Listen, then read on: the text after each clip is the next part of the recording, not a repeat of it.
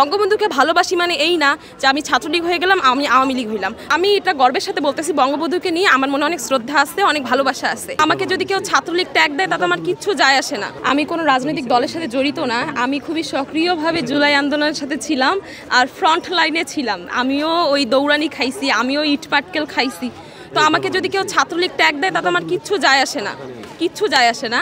আমি বলি প্রত্যেকটা মানুষের আলাদা আলাদা পার্সপেক্টিভ থাকে, আমারও আছে। আমার বঙ্গবন্ধুকে নিয়ে আমি এটা গর্বের সাথে বলতেছি, বঙ্গবন্ধুকে নিয়ে আমার মনে অনেক শ্রদ্ধা আছে, অনেক ভালোবাসা আছে। সেটা আমি আমার ফেসবুক লাইনেও পোস্ট করি, এখনও করব, হয়তো পরের বছর 15 আগস্ট গিয়েও করব। তো বঙ্গবন্ধুকে ভালোবাসি মানে এই না যে আমি ছাত্রলীগ হয়ে গেলাম, আমি আওয়ামী লীগ হইলাম। বঙ্গবন্ধুকে আমি as a person, as a leader আমি অনেক শ্রদ্ধা করি। তার মানে যে আমি ছাত্রলীগ বা আমি আওয়ামী লীগ, আমি ওই এরকম কিচ্ছু না। আবার আমার হাত নিয়ে দেখলাম অনেকের অনেক প্রশ্ন ছিল, তো আমার তাতে কিছুই যায় আসে না। আমার অনেক ট্রমা ছিল, যার কারণে হয়তো আমার অনেক দাগ। তো এইসব নিয়ে যদি আপনারা যা ইচ্ছা লেখেন, আমার কিছুই যায় আসে না। আমি দেখতেওছি না, আমি ভয়ও পাচ্ছি না। আমি যদি ভয় পাইতাম তাহলে আজকে আমি আসতাম না। আমার এই দাবিগুলো যদি পূরণ না হয়, পরবর্তীতে গিয়ে আমি নিজেই ভুগবো, তাই না? তো আমাকে আসতেই হবে। এখন আপনারা যা ইচ্ছা কমেন্ট করেন, আমি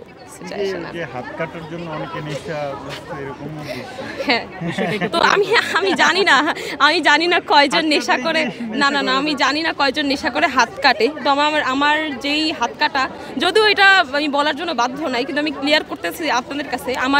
আমার খুব বাজে একটা পাস্ট ছিল। আমার ছোটোবেলাটা অনেক বেশি ট্রমার মধ্যে গেছে। আমার হাই স্কুল লাইফ, আমার কলেজ লাইফ, ইভেন এখানে এসেও যে প্রথম বছরটা ছিল কোচিংয়ে, আমার অনেক ট্রমার মধ্যে গেছে। আমার ডিসঅর্ডার আছে, বর্ডার লাইন পার্সোনালিটি ডিসঅর্ডার, যার কারণে এরকম হয় কি যে আমি যখন অনেক বেশি যখন আমি অনেক বেশি ট্রমার মধ্যে থাকতাম, অনেক বেশি অসুস্থ হয়ে যাইতাম। আমার মনে হয়তো কিছু একটা করলে হয়তো আমি ঠিক থাকবো, যার কারণে আমি এসব করতাম। আমি নেশাগ্রস্তও না।